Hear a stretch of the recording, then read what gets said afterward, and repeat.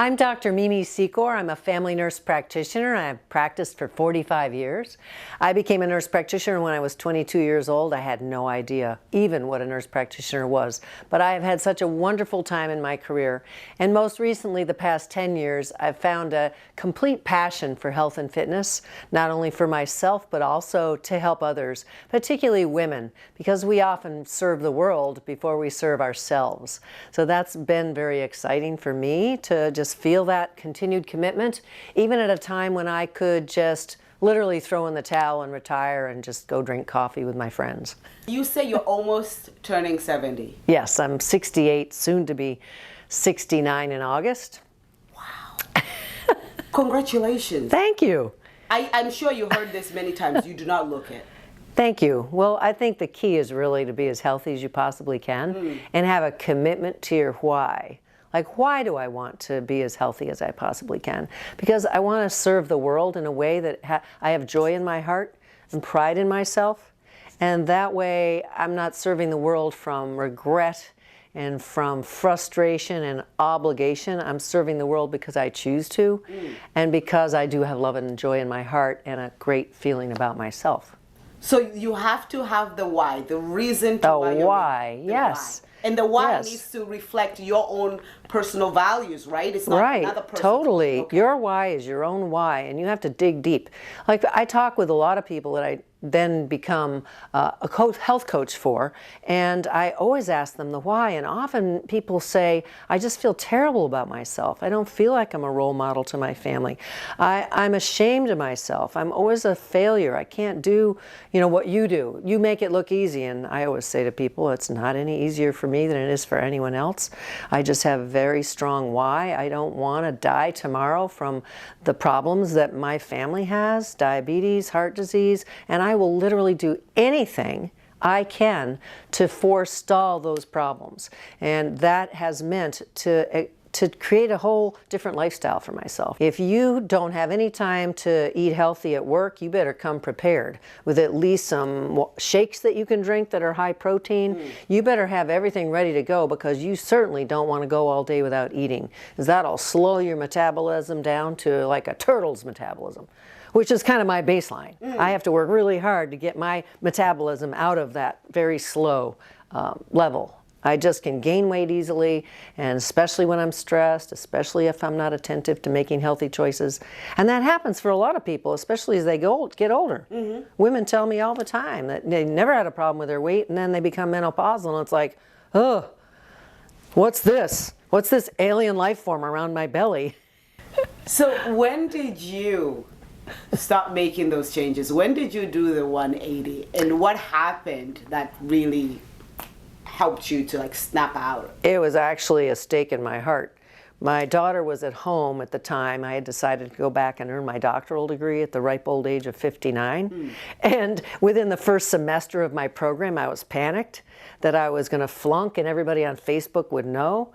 And I was just a mess. I wasn't sleeping. I was eating too much chocolate. I wasn't drinking a lot of water. I was chugging coffee and tea and coffee and tea.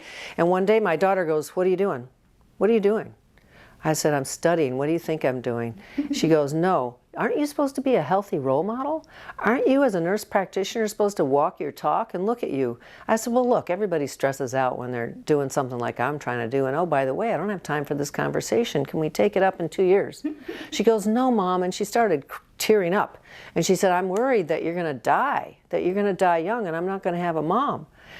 This is just not right. I have to help you." And with that, I thought, man, she is really afraid. I should be afraid, right? With my family history of diabetes and heart disease, I should be afraid. Why am I mistreating myself thinking that's the only way? Then she said, "Mom, I can help you." And I said, "Literally, Catherine, I love you, but can you check back with me in 2 years? I'll do the best I can, but I really don't have time for these conversations and for whatever you have up your sleeve with what you want to do to help me." But she persisted. But you mentioned at age of 59, that's when you decided to go and get your doctorate. Why? What happened? Actually, it was unfinished business. Okay. I'm in the world of educating and teaching nurse practitioners and being a nurse practitioner, and that's really the trend for nurse practitioners to earn their doctoral degrees. And I felt like I had no idea about what I thought of it because I wasn't a doctorally prepared nurse practitioner. How could I give opinions about it as a national leader and someone who people would always ask for advice? And there was a part of my brain that said, you're not smart enough. You need to learn more. You need to learn more. You need to expand your brain. And so I said to myself, how interesting would that be if I took it on as a challenge to expand my brain, become a better nurse practitioner, a better educator of nurse practitioners, and see where that goes. At 59, did you wrestle with those questions of, geez, I'm almost close to retirement. Exactly. What am I going to do with the doctorate? Exactly. And then I said to myself, what am I going to do when I retire? What is that? Does that appeal to me? To just say no to speaking and say no to teaching and say no to clinical practice and just stop that? It's my identity. I couldn't imagine it. And I said to myself, look, this is what I want to do. And so take some money out of your retirement. My husband's like, you're crazy. You're taking money out of your retirement. You struggled to build your retirement being sort of a sole proprietor most of your life. You know, I didn't work for a lot of institutions and earn a whole lot of pension money because I've always been kind of freewheeling. But I took that retirement money and earned that degree, and I don't regret a minute of it. As a society, we've kind of given up, or we have tuned off our ears whenever somebody's talking about get healthier, we're like, just leave me alone. Exactly, Yeah. exactly. Like, we're done with this. You know? Right, enough already, Yeah. because people think it's too big a project. And what I learned is I can make tiny little changes that make a huge difference, like drinking more water, getting a little extra sleep, eating more protein, working out at the gym when I could, working out at home if I couldn't get to the gym, hula hooping, jump rope, planks, stretching, dancing to your favorite music. You can do a little bit of exercise and every bit of it counts. Now, you've published 2 books. Yes. Right? And you in these books, you're talking exactly about what you're sharing right now. Yes. So, in your bids to researching and writing your story to publish it, what was missing, you feel, from other publishers, other people who are in the same arena, writing about the same things? I think what was very different for me is how visceral my commitment is and how much I really want to help everyone else to see that they can live their dream life in a state of imperfection. We don't have to get to our weight, our look from high school. We don't have to do that, but if we make healthy choices throughout the day, we begin to build our confidence and we begin to feel better, and then we shine a different light out in the world. We bring a different spirit to the world. When you've got it together and you're feeling good about your life and you step out in the world, you serve the world in an entirely different way. You also took it a step further.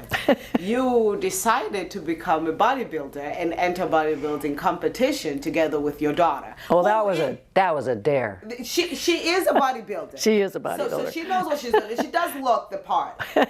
Here comes Dr. Mimi as a bodybuilder, and actually that's how our first we met. Yes, how we met. Right. Because you were on a I think Wareham Week was. Wareham Weekly. Yep. Yes. I had been in my first contest. You were published, and here you are. What age? How old were you? I was 62, so it was a year after I graduated with my DNP. And Yeah. my daughter said, "Mom, you're doing so well. Look, you lost 30 pounds during your doctorate degree. You lost 12 inches from your waist. You don't have that alien life form around your waist anymore. Why not take it to another level? I dare you to be in a competition. I dare you. And I know you can do it. I wouldn't make the dare to you if I didn't know you could do it." Well, I agreed. Yeah. And then I freaked out. I was like, oh, I've never even worn a 2-piece suit, and I'm going to walk out there in And this the little teeny little yes, stringy teeny, thing yeah. up in your business, that little thing. After that competition, then when did you decide to say, all right, I'm going to sit down and I'm going to write my story, which will be this first book? Right, that's Yes. first book that came out in 2017. I decided that it really was more about serving others. You know, I first wrote my story about me, and then I said to myself, how is that going to help others, really, other than a little inspiration? But I really need to give them the tools. I need to help them understand that they can make these changes and live a healthier life. So I pivoted the purpose and what I included as content in that book to the how-tos. how-tos, whether it's food related, exercise related, setting your house up for success, getting all the food that's not serving you out of the cabinets, the in quotes junk food. How do you live out in the world? How do you prepare yourself to live out in the world so you're not driving through McDonald's? Or if you're driving through McDonald's, you can make a healthy choice. You can get a salad with a chicken fillet that's not deep fried. You have a healthy option there. And you went to McDonald's. So I wanted people to feel like they have tangible things they can do to get a grasp on their lives so they could feel healthier and be proud of themselves and be more successful. Yeah. Because when you step into the world with a happy heart, you serve the world much, much better, and you're happy doing it. Then you went to publish a second book, Healthier and Fit at Any Age. Do you believe this? I do believe it. Okay. I believe it with all my heart.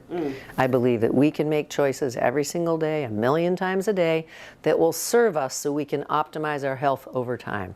We all want to live a healthy life, a healthy, long life, and we have lots of choices we can make. We can't always do a lot about inherited problems, but we can fend them off sometimes. Like I'm working on fending off diabetes and fending off heart disease and, mental health issues that all run in my family. This is a lot of work, a lot of planning and thinking. It's almost another full-time job. And somebody would say, geez, I don't want to, I can't deal with all that. My life is full. Right, exactly. That's why you have to chip away. Make small changes and work with people. Like I love working with others to help them make the changes, holding their hand, so to speak, coaching them, connecting with them every single week. For some reason, we all kind of know what to do, but we don't do it.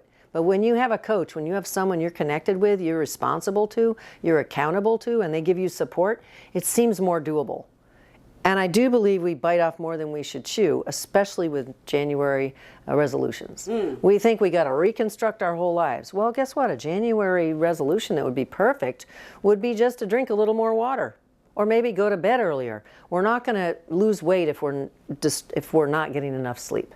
I wonder whether at any point in your life, through this journey of transforming yourself, did you ever feel like, okay, it is impossible. I have tried it. It's the effort that counts, and I'm done. I think I struggled with that consistently over time, and I struggled with it especially in the early months dealing with my daughter. I was just frustrated. I was thinking to myself, I can't make these changes in the middle of my chaos, in the middle of trying to do my homework. And that would come up over and over and over and over. But then I realized that over time, as I adopted more of the healthy habits, my work became easier and my life felt better, and it was all worth it. But yeah, I think it's common to just periodically throw in the towel and say, I'm a failure. I can't do it. It's too much effort. I don't have time. I hear every excuse all the time from people, and I still hear the voices in my head.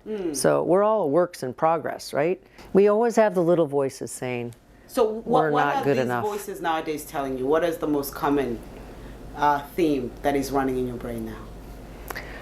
I think probably the most common theme right now is my frustration with not fully understanding what motivates me, my early childhood programming. I'm in the process of understanding that, but I don't fully understand it yet, and I understand that it really drives a lot of what I do and think.